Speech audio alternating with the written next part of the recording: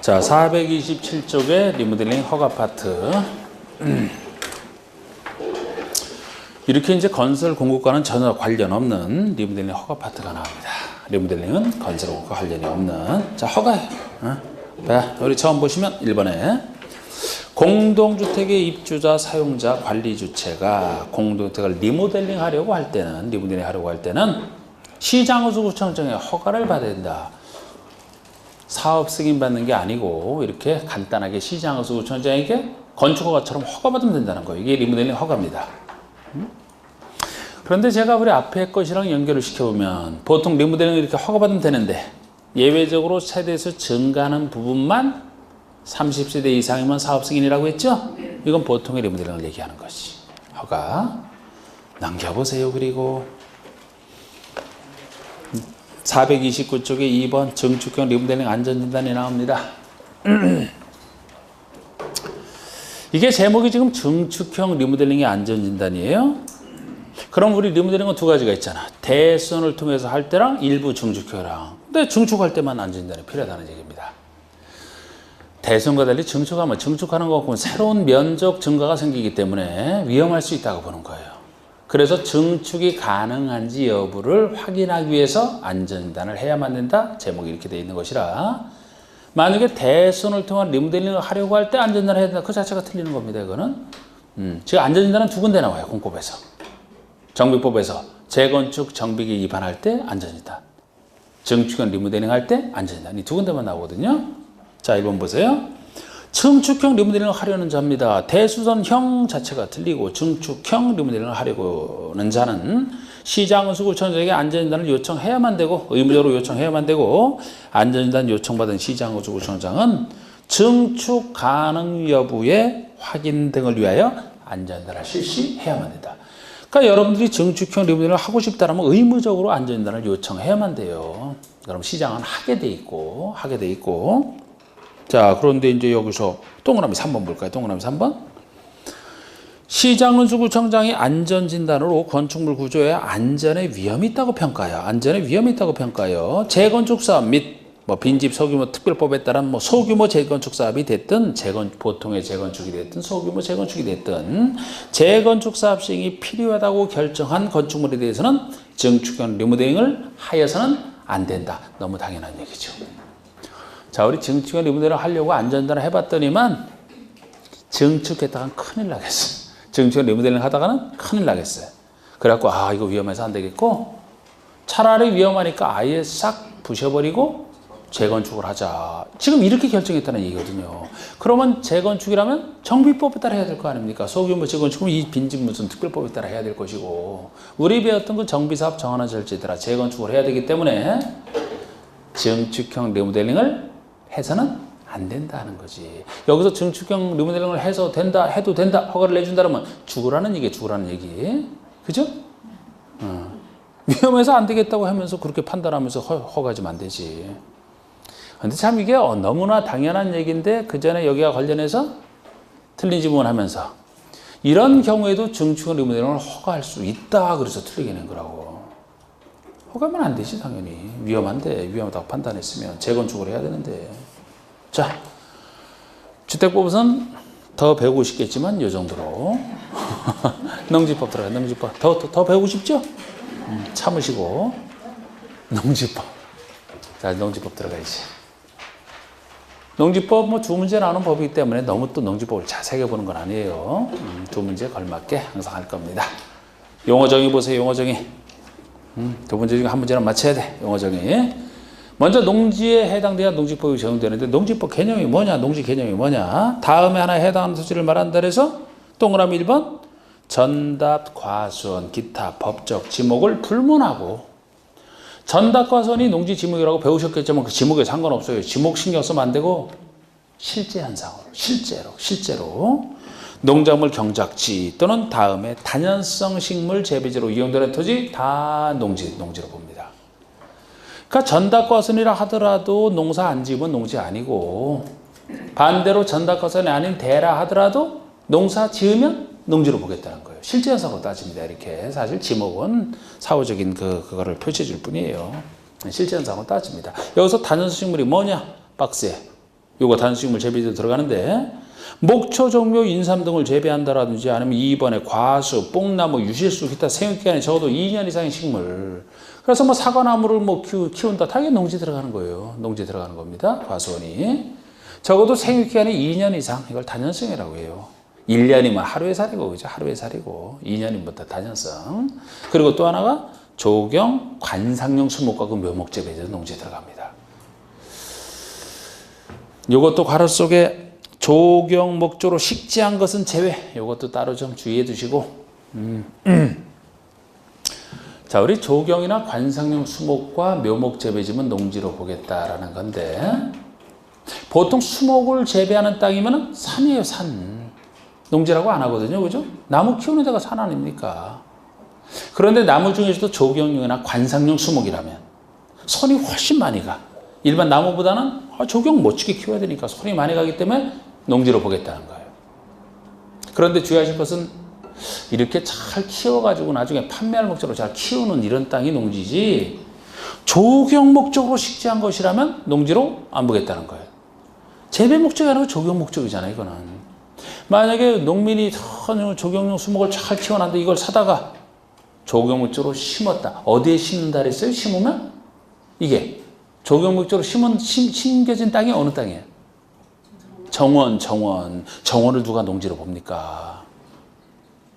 키워서 팔겠다는 게 아니에요. 정원은 그냥 남이 키운 거 사다가 조경목조로 심어놓은 곳이니까 이건 농지가 아니다 하는 거예요. 농지 아닌 거 좀 주의해 두시고, 동그라미 2번에 위에 토지의 각종 개량시설 다 농지에 들어갑니다. 개량시설은 그 아래 표시가 되어 있죠. 뭐 농로, 수로부지 이런 거 관련된 거 다 들어가요. 그리고 또 위에 토지에 설치하는 농축산물 생산설 부지도 농지로 들어갑니다. 옛날에는 농산물만, 지금은 축산물, 농축산물 생산설 부지가 다 들어가요. 예를 들어 농산물이면 2번의 가번처럼 온실, 버섯재 배세 이런 거 당연히 농지인 거 아시지 않죠? 그런데 축산물이면 여기서 주의할 건 나번, 축사나 곤충 사육사 부지 같은 거. 축사나 곤충 사육사 부지 이거 농지로 들어가요. 예전에 한 7년 정도 될 거예요, 아마. 정확한, 지금 자꾸 갈수록 이제 그런데, 옛날엔 축사 부지가 농지 아니었어요. 농지 아닐 때는 농지인 상태에서 축사를 짓고 싶다 그러면 농지 전용 절차를 따로 밟고 나서, 전용이 농지를 농지 외의 것으로 쓰는 걸 전용이라고 하거든요. 당시에는 전용 신고 대상이었다고. 전용 신고로 해서 농지를 농지 외의 것으로 바꿔놓고 나서 축사를 설치가 가능했어요. 지금은 축사 부지가 농지라는 개념은 축사 설치도 농지죠. 그러니까 농지인 상태에서 전용 절차 없이 그대로 설정된다는 얘기지. 그런 의미가 있는 겁니다. 축사. 곤충 사육사 부지도 다 농지에 들어간단 말이에요. 여러분 곤충 키우는 집이 요새 좀 드물죠? 그런 거 할 때 키우는 애완 곤충을 해서 곤충 사육사. 나중에 곧 이제 10년 정도 지나면 식용으로 이제 키우는 곤충 사육사를 많이 확대될 것 같아요. 여러분들 이제 주 메뉴에 이제 곤충을 올려놓고 없을 것 같아요, 그런 거? 아이고. 네? 지금처럼 온난화가 지속되면은 10년 정도 막 바라보는 과학자 많습니다. 지금처럼 남구 그 빙하 이런 거 녹게 되면은 세계 그 해안가에 주로 이제 그 농지가 집중돼 있지 않습니까? 도시도 많이 있고 웬만한 해안 도시는 다 잠긴다 그러더라고요. 그러면 이제 농사 지을 땅이 그만큼 줄어들게 되니까 지금이 아주 참 여러 가지 잘 드실 때지 그때 가서는 주로 이제 곤충을 그렇게 예상을 하는 얘기예요. 제 얘기가 아니고. 곤충이라면 뭐 드시는 게 생각이 나요? 네? 그냥 애벌레? 군뱅이 이런 거? 그런 거 많이 드시게 되겠지 이제. 메뚜기 이런 거? 고급이지 그거는. 곤충사육지 다 농지 들어갑니다. 농막, 여기 농막도 있잖아. 농막 부지도 다 그냥. 그러니까 농막 같은 것도 그냥 농지에 그대로 설치하면 된다는 거예요. 농지입니다. 농지에서 제외되는 게 세 가지가 있어요. 방가로 이번에 이 농지에서 제외되는 거 역시 구별해 두셔야 되는데 다음 토지 세 가지는 농지에서 제외된다. 첫 번째가 지목이 전답과선이 아닌 토지를 전제로 합니다. 전답과선이 아닌 토지로서 농작물 경작, 단식물 재배에 계속 이용되는 게 아닌 3년 미만인 거 농지에서 빼겠다는 얘기예요. 그러니까 실제 현상으로 제가 농지 여부를 따진다라고 했는데 그나마 농지 지목인 전답과선이 아닌 것의 차이점이 여기에는 존재합니다. 예를 들어서 전답과선인 땅이라면은 실제 농사 짓는다라면 기간에 상관없이 농지로 보겠다는 거예요. 안 지으면 농지 아니지만 짓는다라면. 그런데 전답과선이 아닌 토지라면은 실제 농사 짓는 기간이 3년 이상은 돼야 농지로 보겠다는 얘기지. 3년 미만 2년까지 해당된다? 농지로 안 보겠다는 얘기예요. 그런 점에서 이제 조금 농지 지목이 아닌 것이 농지를 인정받을 확률이 좀 줄어들죠. 그러니까 지목이 대인 땅에 건물 당장 지을 생각이 없어서 나중에 짓겠다고 해서 그냥 놀리면 뭐냐 농사나 지어보자. 2년까지 지으면 농지 아니에요. 3년 이상 지었다면 농지에 해당돼서 그때는 농지법 적용을 받기 때문에 나중에 건물 지으려고 해도 농지 전용 절차를 먼저 허가를 통해서 전용을 해놓고 나서 이제 지어야 됩니다.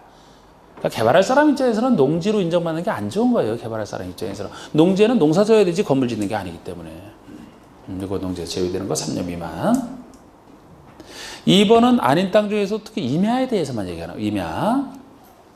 지목이 임야인 토지로서. 지목이 임야라면 공법상으로는 산지거든요. 산지인데 이 임야인 토지로서 산지관리법에 따른 산지 전용 허가를 거치지 않고 농작물 경제나 다식물 재배에 이용되는 토지 농지에서 빼겠다는 거예요. 왜? 산지로 봐야 되니까. 산지로 봐야 되니까. 이 산지에다도 건물 지으려면 산지 전용허가를 받아야 되거든요. 그런데 산지 전용허가를 거치지 않았다는 얘기는 산지인 상태 그대로 남아있다는 얘기야.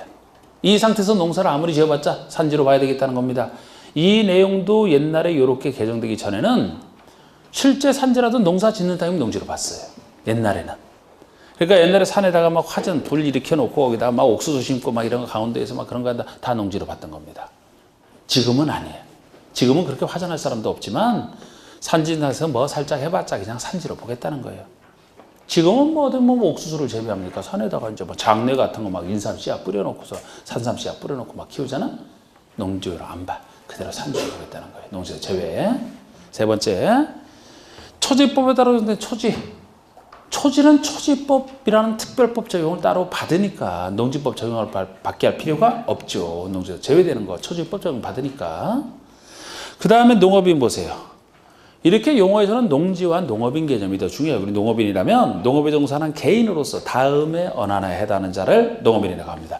아무래도 농업인으로 인정받으면 비농업인이 새로운 농지 취득할 때보다는 조금 유리한 점이 있고 농지 전용할 때도 좀 유리한 점이 있어요. 그래서 농업인으로 이제 인정받고자 하는 건데 어느 하나 1번에 1,000제곱미터 이상의 농지에서 농작물이나 단식물을 경작, 재배하거나 또는 1년 중 90일 이상 농업에 종사하면 요거 둘 중에 하나 해당되면 농업이라고 봅니다.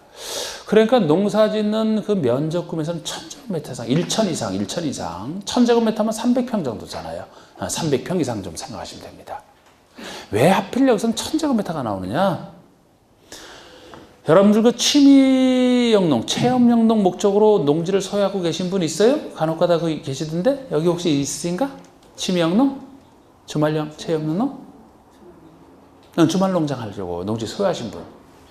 그냥 빌려서 해요? 소유하, 이 목적으로 소유하면 옆에서 여유소유가 되기 때문에 좋잖아. 없어지면은 그게 한도가 1,000 미만이에요. 1,000 미만. 취미영농 수준에서는 1,000 미만만 소유할 수 있어요. 1,000 미만이니까 999제곱미터까지. 1,000도 안 돼.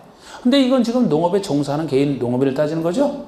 취미 수준은 아니어야 되지. 그래서 그게 1,000 미만이면 여기는 최소 1,000 이상은 돼야 된다. 거기랑 관련된 얘기입니다. 이 숫자가. 1,000 이상. 그런데 처음 농사 짓는 사람이 1,000제곱미터 이상 농지도 확보하기 어려운 경우도 있잖아요. 그러면 농지 하나도 없어도 상관없어요. 농업에 종사하는 일수만 90일 이상. 이래도 농업이 된다고. 왜 90일이냐? 웬만한 농사는 약 3개월이면 다 짓는다고 보기 때문이에요. 근데 웬만한 농사는 변호사부터 생각이 되죠? 그건 특수한 것이고 보통 웬만한 농사는 다 3개월이면 지어. 90일. 안 지어봤죠? 김장하려고 배추 직접 심어서 내가 막 하겠다. 배추 농사, 무 농사, 웬만한 거 다 참기름 다 돼. 고추 금방 다 먹어, 금방. 가시 그냥 계속 나오거든. 빨간 고추가 될 때까지 90일이면 돼요. 그래서 90일로 생각하시고 약 3개월. 2번은 농지에 330 이상, 330제곱미터는 딱 100평이잖아, 100평. 330제곱미터 이상의 고정실, 온실을 설치한다, 버섯재 배설을 설치한다, 비닐하우스 등등 시설을 설치하여 농작물 경작 재배하는 자. 그러니까 아까 맨 땅에 할 때는 1000 이상. 이거는 시설 농업할 때, 시설 농업. 시설 농업할 때가 이제 시설에 돈 많이 들어가잖아요.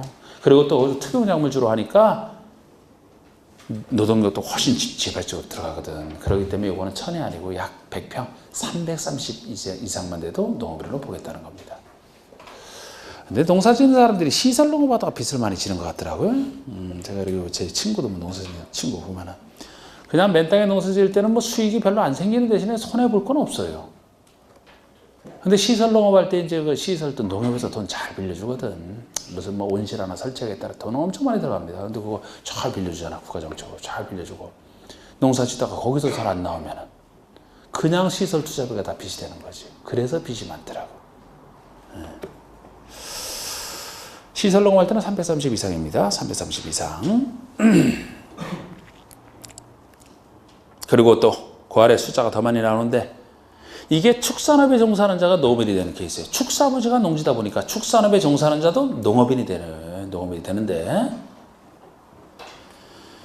자, 우리 가축은 크기에 따라서 대중소로 나눈 겁니다. 대가축, 가축을 세는다는 몇 두 그래요? 두두, 이두, 자, 대가축, 이두. 대가축이면 소 같은 거예요. 소 2마리 이상 키운다? 농업인이 돼요. 중가축이면 돼지 같은 거 10마리 이상 키우면 농업인이 됩니다. 소가축이면은 토끼 같은 거라서 토끼 100마리 이상 키울 때. 그 다음에 가금이요, 가금. 가금이 뭐라 그랬어요? 닭오리꽝. 집가자 새금자. 집에서 키우는 새 종류, 가금. 금수할 때 금자가 날짐승 금자, 그 금자예요. 들짐승 숫자, 날짐승 금자. 1000마리 이상 키울 때, 이거는 머리수 이렇게 하는데 1000마리 이상 키울 때, 1000마리 이상.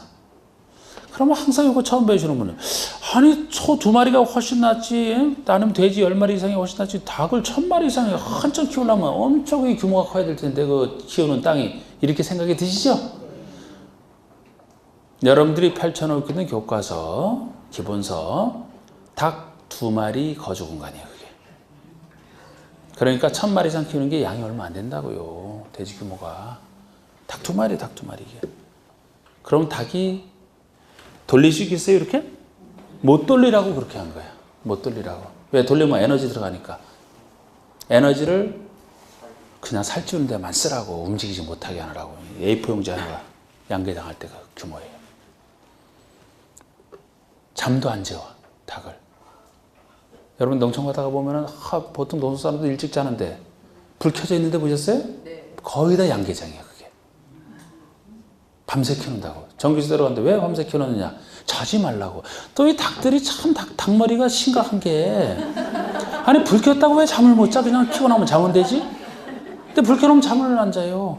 그래갖고 그 자꾸 달걀 낳으라고, 계속 활동하면서 달걀 낳으라고. 활동도 안 하고 가만히 있으면서 달걀 낳으라는 거지. 수명은 짧아지지, 그 대신. 그래요. 1000마리 이상 키울 때, 1000마리 이상. 얼마 안 돼, 이게. 1000마리 이상. 그러니까 닭들 생각하면 참 불쌍하지. 달걀 드실 때마다 좀 생각하시면서. 그래서 미국에서는 닭의 그 기본권 얘기가 자꾸 나오고 있는 거예요. 인권이 아니고 개권. 거기서도 뭐 벌써부터 뭐 애완견으로 개, 고양이에 대한 그거 생각은 많이 하는데 다른 동물도 사실 이거 마찬가지 아니냐, 이런 생각.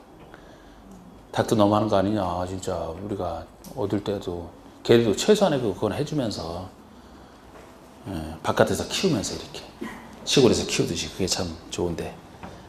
자, 꿀벌 10군 이상이야. 꿀벌 10군 이상. 꿀벌을 세는 단위는 무리군자를 써. 무리군자. 여목을 중심으로 여왕벌 중심으로 한 무리를 이루기 때문에 약 벌통? 10통 이상 이렇게 생각하시면 되지. 이렇게 키우거나 아이고 닭 1000마리 키우기 힘들어요. 그러면 1년 중 120 이상 축산업에 종사하면 돼. 축산업에 몸으로 때우는 수는 120일 이상. 근데 이 숫자를 해야 되는데요. 요걸 가만히 보면 거의 다 10이랑 걸렸어요. 처음 하는 대가축만 이제 시작하는 거 2마리지. 이제 시작했는데 이제 다 10이랑 있다고. 나머지는 다 10이랑 관련돼 있다고. 일단 보세요. 대가축, IQ 순서대로 해야 돼. 가축이면 최소 포유류 이상이야. 포유류 이상. 가축이라고 할 때. 그러니까 대가축, 중가축, 소가축. 그 다음에 나오는 게 새, 포유류보다 조류가 떨어지잖아요. 가금. 이거보다 더 떨어진 게 곤충 아닙니까? 곤충. 곤충이 꿀벌이잖아. 이렇게 순서로 한산서 대가축만 2마리. 이두죠. 나머지 다 10이랑 관련돼 있다고. 중, 10. 소, 100. 10에서 0 하나씩 올라가잖아, 지금. 그 다음에 가금, 1천수. 너무 올라갔죠? 무섭죠? 그러니까 다시 원점으로 떨어진 거야. 10에서 10, 100천 올라갔다가 꿀벌 19으로 떨어졌잖아. 그리고 1년 중 120일 이상 농업에 종사할 때는 90일, 여기는 120일, 약 4개월인데 좀 더 긴데 그렇게 생각하셔도 되고, 역시 이것도 1년 중에 120일 이상이니까 약 한 달에 10열흘 꿀이네. 12월이니까 120일이 되네. 그죠? 그렇게 해서 기억하시고. 그 다음에 하나 더. 농업경영을 통한 농산물의 연간 판매액이 120만 원 이상. 농업인들이 굉장히 기분 나빠할 만한, 농업인들이 배운다면 기분 나빠하겠지. 예. 야, 이게 1년 동안에, 연간 1년 동안에 이익액이라 그래도 이게 이러고 생활이 안 될 때 판매액으로, 그냥 순수 판매액으로 120만 원. 말이 됩니까, 이게? 기억하기에는 역시 한 달에 10만 원 꼴이잖아. 한 달에 10만 원 꼴에서 1년 중 120만 원 이상. 이것만 되면 농업인이 돼요. 다 꾸밀 수 있지, 그러면. 지금 뭐야, 이게? 예? 이것도 낸 적이 있고, 그래서. 참 웃긴 얘기라니까. 하여튼. 자, 그 숫자 하셔야 되고. 자, 우리 농업 개인을 봤는데 농업법인이다. 둘을 합쳐 부릅니다. 영농조합법인과, 영농조합은 뭐 농촌에 가면 많아요. 영농조합법인과 업무 집행권자 중에 3분의 1 이상이 농업인인 농업회사법인. 그러니까 영농조합법인과 농업회사법인 둘을 합쳐서 농업법인이라고 하는 건데, 농업회사법인이 되려면 업무 집행권자 중에 적어도 3분의 1 이상이 농업인으로 구성되는 요건 갖춘 둘을 합쳐서 농업법인이라고 합니다. 농업 경영한다는 얘기는 농업인이나 농업법인이 자기 계산과 책임으로 농업을 영위하는 것을 경영한다라고 해요. 내 계산과 내 책임이기만 하면 됩니다. 남의 땅이든 내 땅이든 자기 경영하는 걸 얘기해요. 그런데 이 경영보다 조금 좁은 개념이 자경이라고 그래. 자경. 이거는 자경의 스스로 자자, 경작할 경자인데, 경영보다 조금 좁다는 개념이, 요거는 자기 땅에서만 하는 걸 얘기합니다. 남의 땅을 갖고 자경한다고는 얘기 안 해요. 역사적으로 자경농하면은 스스로 땅 가지고서 농사짓는 사람을 얘기하지 않습니까? 그래서 농업인이라면은 역시 그 소유농지에서, 자기 소유농지에서 농작물 경제나 단순식물 재배, 상시 종사하든지, 아니면 어떤 농작업을 필요한 농사라면은 농작업에 적어도 반 이상을 자기 노동력으로 경작 재배하는 걸 자경이라고 하고, 농업법인도 마찬가지예요. 농업법인도 자기 소유농지에서 농작물을 경작 재배하는 것을 자경이라고 합니다. 위탁 경영은 경영 앞에 위탁이 붙어 있고, 위탁이 맡기는 걸 얘기하지 않습니까?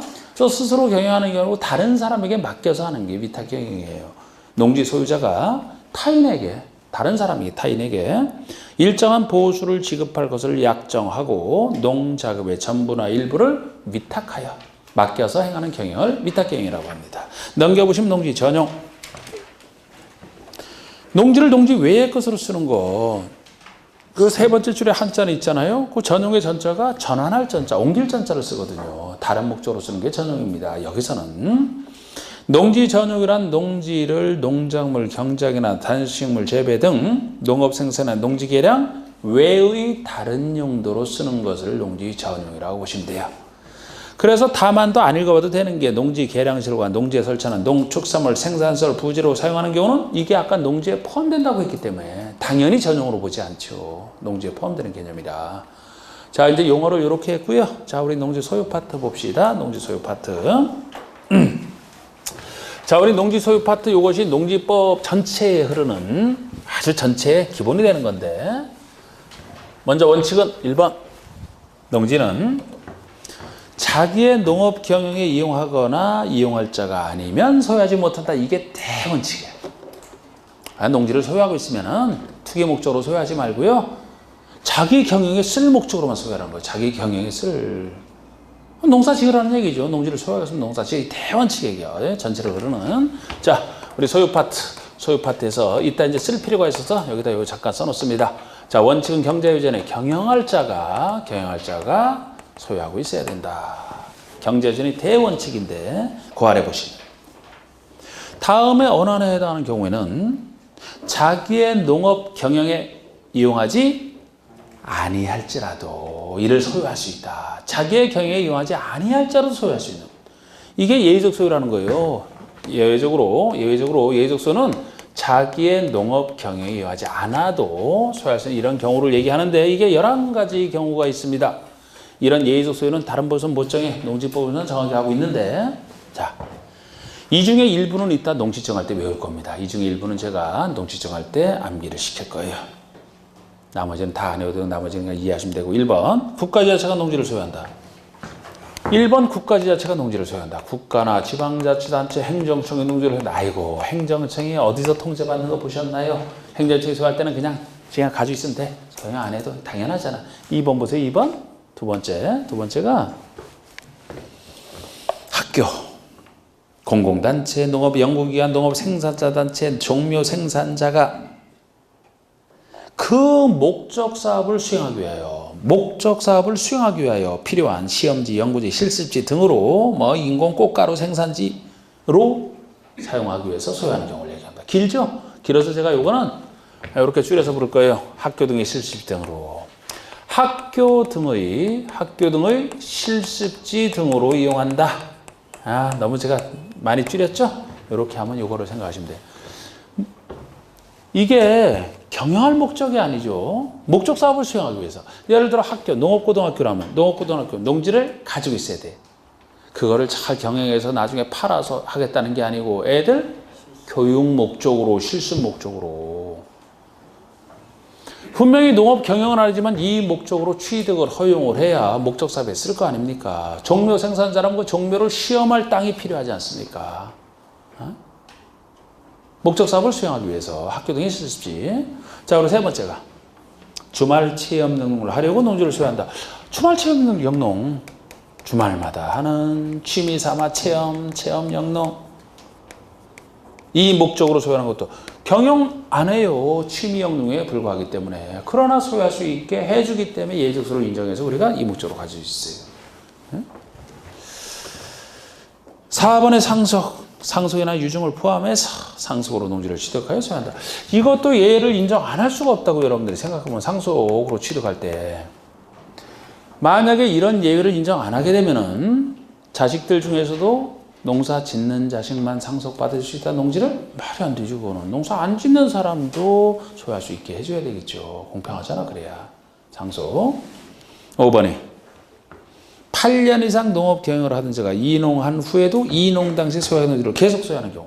이농 한자로 이자가 이별할 이자잖아요. 이별할 이자잖아. 농촌 농자고. 그럼 이농이 농촌 떠나는 게 이농이에요. 농사 안 짓겠다고 떠나는 거. 반대가 뭐예요?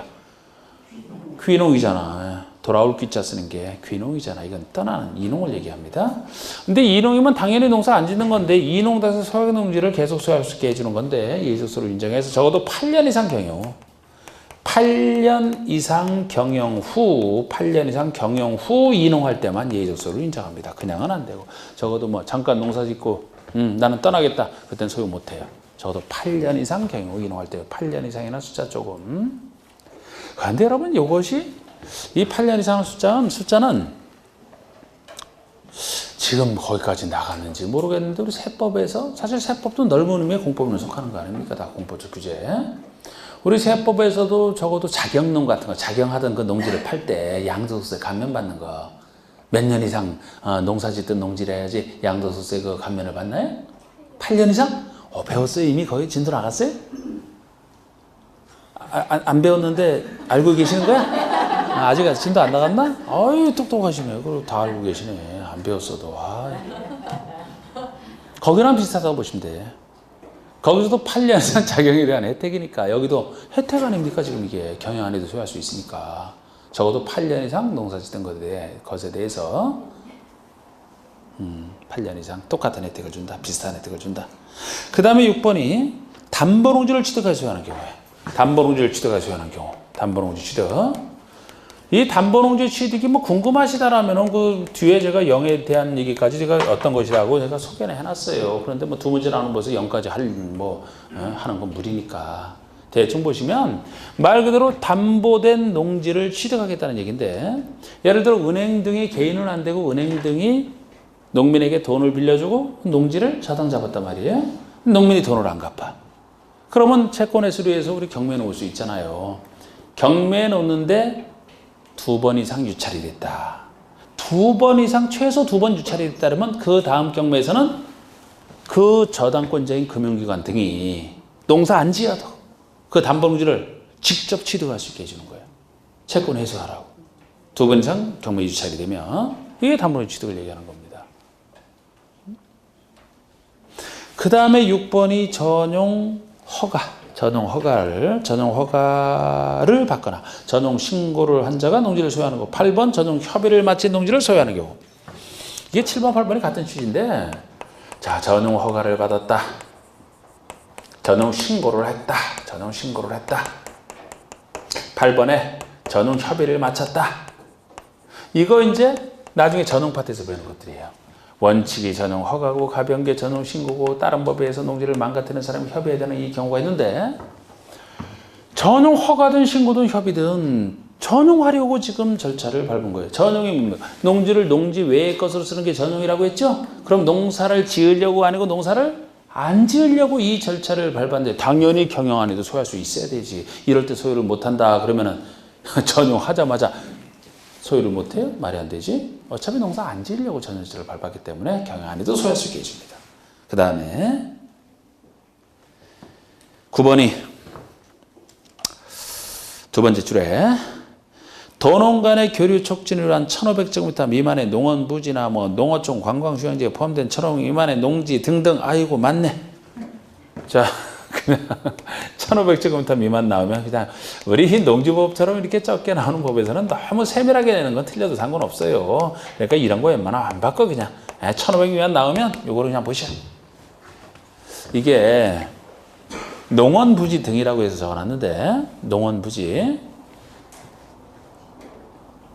예를 들어 이거는 그 농원이 농업 경영에 쓰려고만 지금 가지고 있는 게 아니라고. 이게 도농 간의 교류 촉진, 도농 간의 교류 촉진을 위해서 도시와 농촌 간의 교류 촉진. 그러면 이 농원을 설치하게 되면 도시민들이 와서 농촌 체험으로 쓰는 거예요. 이게 농어촌 관광휴양지에 있는 농원이다?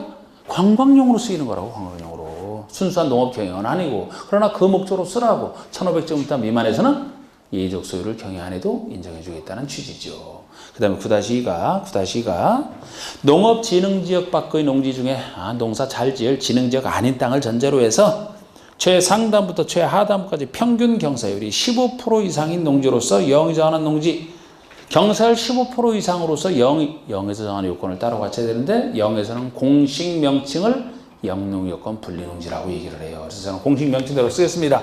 그러면은 이게 영농여건 분리농지란 말이에요. 농사질 영농여건이 상당히 불리한 농사질 여건이 불리하니까 농사짓기 어려운 땅을 얘기합니다. 왜 불리하냐? 다른 요건은 몰라도 되고 경사율이 적어도 15% 이상은 돼서 경사율이 15% 이상만 돼도 이거는 기계 영농하기에 좀 부적합하다고 보는 거예요. 이게 보통 요새 다 기계 영농하는데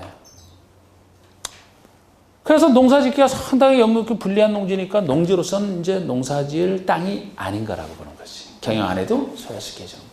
농사짓기 적합한 땅이 아니잖아. 영농 분리농지.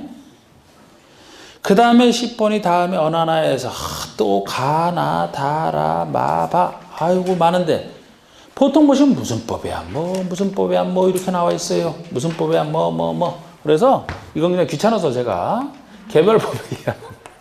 개별 법률에 따른 취득이다 해서 혹시 무슨 법이야 나와 그쪽 보서 정한 절차에 따라 취득하는 것이니까 경영 안 해도 소유하시다. 이렇게 느낌 보시되 맨 마지막 것만 다른 거랑 구별하기 위해서 이거 비축농지라고 맨 마지막 것이 비축농지거든요. 비축농지 다른 거 구별하기 위해서 4번에 공공토지 비축심의위원회가 비축이 필요하다고 인정한 토지로서 일정한 지역 안의 농지를 한국토지주택공사가 취득하여 소유한다.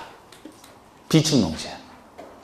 그러니까 공공목적으로 비축해놓은, 자, 어느 농지에 한 10몇 년 지나면은 거기다 공공시설을 설치해야 될 것이 예측이 되는데, 그때 가서 살 수도 있지만, 그때 가서 사기에는 귀찮을 것 같다. 미리 사놨다가, 나중에 가서 거기다 설치하겠다는 거지. 그러니까 공공목적으로 이미 미리 농지를 토지주택공사가 비축해놓은 농지를 생각하시면 돼요. 이 비축농지입니다. 경영 안 해도 돼요. 이렇게 예도서를 보시고 이 중에 일부를 쓰려고 하는데, 자, 옆에 페이지 이제 양가로 3번 보시면, 농지법 규정에서 농지를 임대하거나 사용돼야 한다. 남에게 돈 받고 빌려주는 게 임대, 공짜로 빌려주는 게 사용대인데, 남에게 빌려줄 때는 자기의 농업경영에 이용하지 아니하는 농지라도 그 기간 중에는 계속 소유할 수 있다. 아니, 합법적으로 남에게 빌려준다라면, 남에게 빌려주니까 자기의 경영에 쓰는 건 아니죠, 그죠? 경영은 분명히 안 하지만 그 기간 동안에는, 임대차는 기간 동안에는 계속 소유할 수 있어야, 경영 안 해도 소유할 수 있어요? 자기가 빌려줄 수 있지. 그런 얘기가 되겠고, 3번에 이 법에서 허용된 경우를 제외하고는 농지 소유에 대한 특례를 정할 수 없다.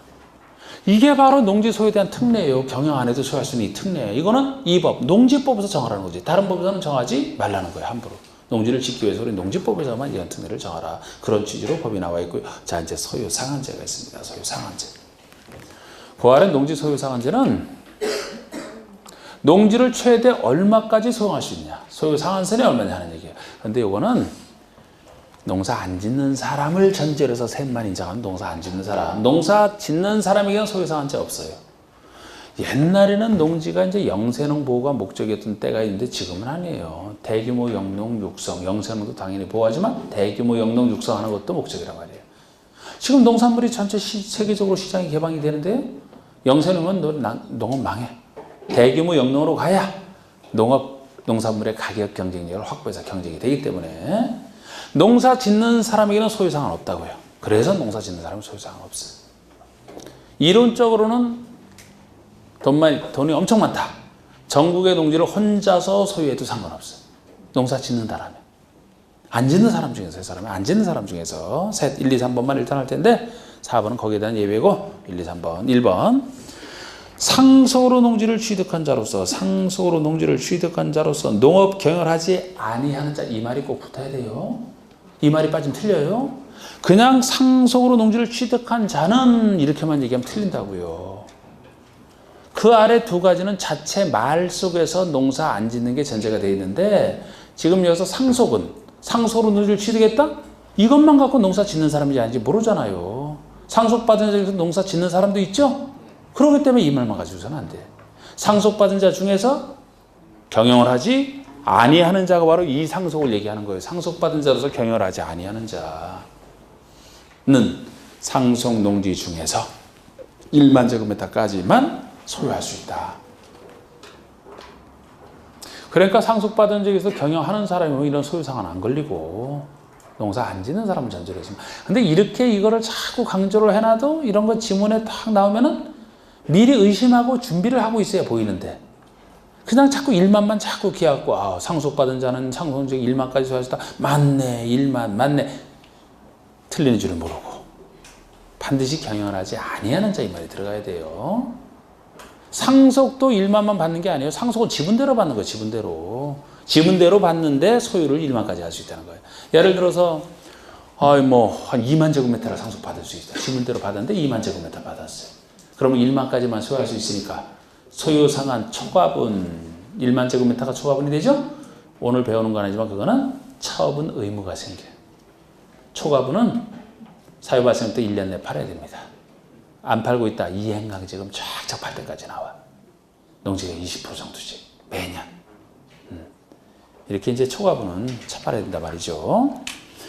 2번에 보시면 8년 이상 경영하라고 이농. 여기 이농이라는 말 자체가 농사 안 짓는 게 전제돼 있죠? 그러니까 이농이라면 끝나, 이거. 이농은 역시 이농 당시 소유하는 농지 중에서 1만까지만 소유할 수 있다. 3만을 가지고 있었다. 1만까지 소유할 수 있으니까 나머지 2만 제곱미터는 처분 의무가 생기는 거예요. 처분 의무가. 나중에 한번 보시면 주말 체험을 하려는 자, 이것도 이 말 자체가 농사 안 짓는 게 전제가 돼 있잖아요. 아까 상속과 그런 점에서 다르다고. 주말 체험을 하려는 자는 총 1,000제곱미터 미만만 소유할 수 있어요. 그래서 아까 농업인이 될 때가 1,000 이상, 취명령이 1,000 미만. 근데 이것도 1,000 미만인데 이 경우 면적계산은 그 세대원 전부가 소유하는 총면적으로 계산하는 게 특징이에요. 1, 2번은 이런 얘기 없어요. 1, 2번은 그런 얘기 없다는 얘기는 아까 1만 세대 원당 개인 소유 면적으로 따지는 건데 요거는 세대원 전부가 소유하는 총면적이니까 다른 말로 하면 세대당 면적이 되는 거야. 세대당. 세대 원당이 아니고 세대당 면적이 1,000 미만이라는 거예요. 이게 특징이에요. 아니 여러분 주말 체험을 하려고 하면 당연히 온 세대가 온 가족이 같이 가서 하겠다는 뜻 아닙니까? 그러니까 온 가족이 전체 세대당 면적으로 1,000 미만 하겠다는 거예요. 이거를 세대 원당 하게 되면 엄청난 문제가 생기는 게 5 식구가 있다. 제가 왜 5 식구냐? 5 식구는 기본으로 잡아야 돼. 그죠? 부부, 생. 난 지금 제가 다시 청년으로 돌아와서 결혼한다면 최소 셋은 와이프가 반대하더라도 무조건 날 거예요. 셋은 최소. 애 하나만 키워보니까 진짜 애한테도 안 좋고요. 여러 가지 안 좋아요. 혹시 새 키우시는 분? 애가 훌륭한 분이야. 국가에 아주 애국자.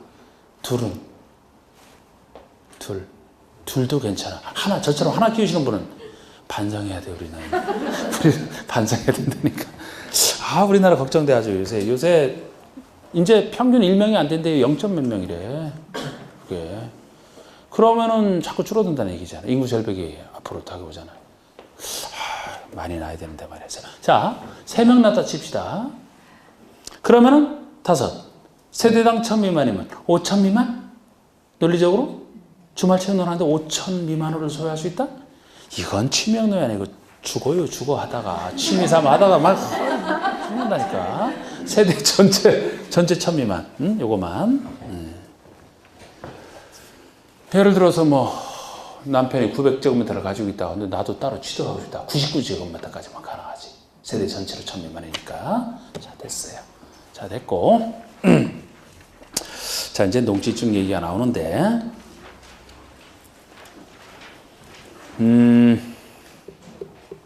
자, 지금 취득 단계. 이 취득 단계. 지금 농지증 얘기를 하면 사실 공인중개사가 많이 쓰는 거예요. 농지를 거래할 때. 농지 취득 자격증명이 있어야 되느냐 없어야 되느냐에 따라서 많이 쓰는 건데 전용과 함께 두 군데 많이 쓰는 겁니다. 그래서 중요한 부분이 되는데요. 농지를 취득할 때는 농지를 취득할 자격 있는 자가 취득하라는 거예요. 그게 농지 취득 자격증명 발급을 얘기하는 건데 그래서 원칙적으로 취득할 때 새로운 농지 취득할 때는 기존 농업이든 비농업이든 농지증 발급받아야 돼요. 새로운 농지 취득할 때는. 그래서 농지 취득 자격증명, 제가 줄여서 농지증이라고 했을 때 농지증을 발급받아야 취득한다라는 게 대원칙이 되는 거예요. 왜? 이쪽 원칙이 여기니까 이 원칙, 이게 전체로 흐르는 그 농지법 전체의 기본 정신이랄까요? 경영활자가 소유해야 되니까 새로운 농지 취득할 때도 농사 지을 사람이 취득하라는 얘기지. 그래서 농지증 발급을 요구하는 겁니다. 근데 우리 농지증은 발급 신청할 때 농업경영계획서를 작성하여 발급 신청하는 거예요. 농업경영계획서를 작성하여.